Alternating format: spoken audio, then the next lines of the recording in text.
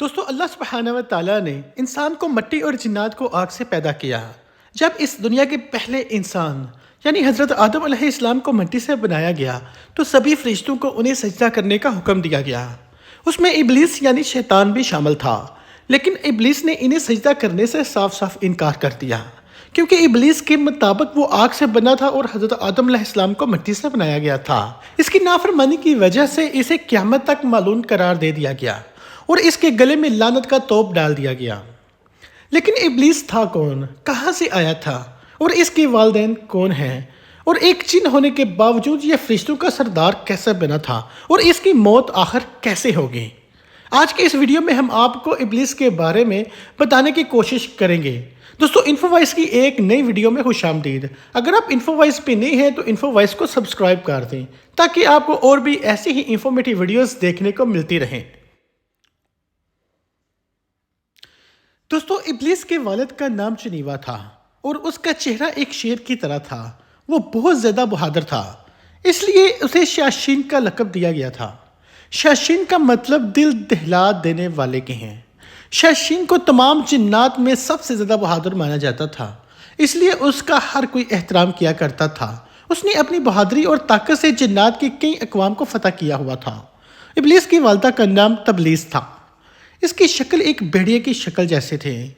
یہ بھی اپنے شوہر کی طرح اپنی بہادری کی وجہ سے بہت زیادہ مشہور تھے۔ اس نے اپنے ہمن کے ہمراہ بہت سی جنگوں میں بھی حصہ لیا تھا۔ جنات کی قوم کا ماننا تھا کہ ان دونوں میاں بیوی کے ہوتے ہوئے جنات کی اس قوم کا کوئی بال بھی بیکا نہیں کر سکتا۔ جب ان جنات کی قوم کی بغاوت حد سے بڑھ گئی تو اللہ سبحانہ و تعالیٰ نے اپنے فرشتوں کو حکم دیا کہ جا کے جنات کے اس گروہ کا خاتمہ کر دیں۔ ابلیس نے اس بارے میں خود بتایا کہ اس کی والدہ اس بہادری کے ساتھ فرشتوں سے لڑی کہ مجھے لگ رہا تھا کہ فرشتوں نے میری ماں کے ساتھ مقابلہ کر کے اپنی زندگی کی سب سے بڑی بھول کی ہے، لیکن نہ جانے کیسے ہماری جیت ہار میں تبدیل ہو گئی اور ایک ایک کر کے میرے والدین سمیت میرے بیوی اور بیٹا بھی مارے گئے۔ فرشتوں اور جنات کے بارے میں زمین آسمان کا فرق ہے۔ جنات کا فرشتوں سے کوئی مقابلہ نہیں ہے، کیونکہ ابلیس کے والد کا چہرہ شیر جیسا تھا اور والدہ کا چہرہ بھیڑیے کی مانند تھا، اس لیے ابلیس میں دونوں خصوصیات موجود ہیں، جیسے شیر کی طرف سے خودداری اور سرکشی، جبکہ بھیڑیے کی طرف سے خود گردی اور فریبی۔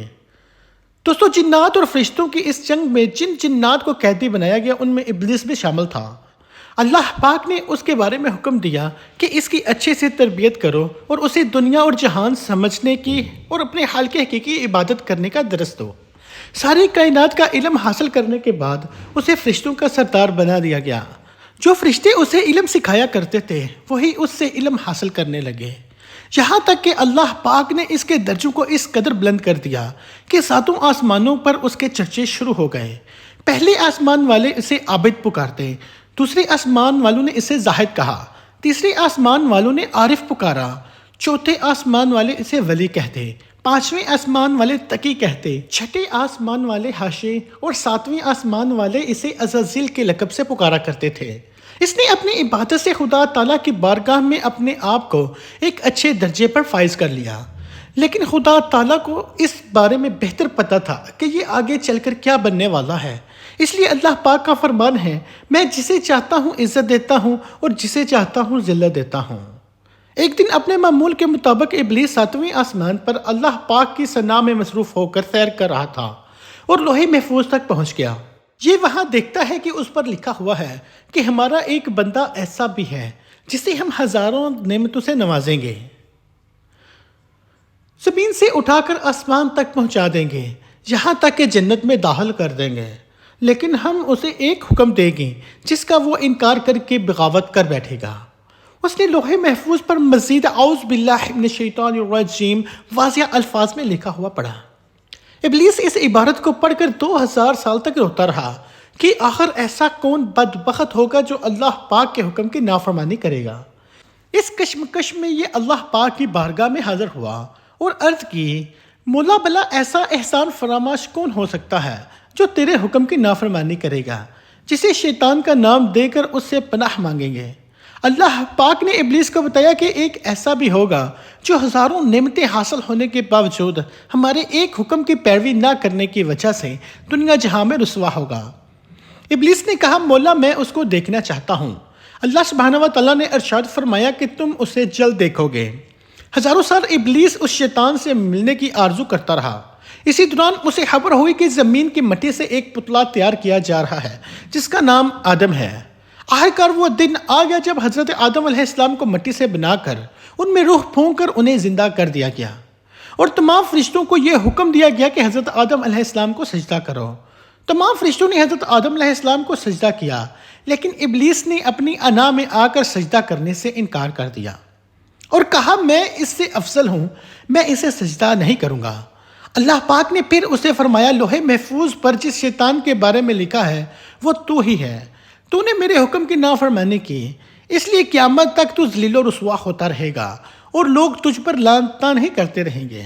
اللہ پاک نے ابلیس کو قیامت تک کی مہلت دی ہے کہ وہ جو چاہے کر سکتا ہے، اسے بالکل بھی کچھ نہیں کہا جائے گا، لیکن بے روز قیامت اس کو بھی موت کا ذائقہ چکھنا پڑے گا، اور اس کی موت ایسی دردناک ہوگی جس کا اندازہ کوئی بھی نہیں لگا سکتا۔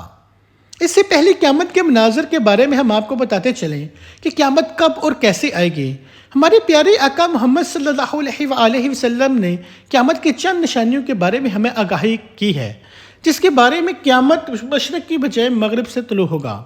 اس وقت زیادہ تر لوگ اپنے روزمرہ کام کر کے سو جائیں گے اور رات ہو جائے گی۔ یہ رات 3 راتوں کے برابر ہوگی۔ لوگ اپنی نیند مکمل کرنے کے بعد اٹھ جائیں گے، لیکن رات ختم نہیں ہوگی۔ اس پریشانی کی عالم میں سورج مغرب سے طلوع ہوگا اور کچھ دیر بعد دوبارہ غروب ہونے کے بعد مشرق سے طلوع ہو جائے گا۔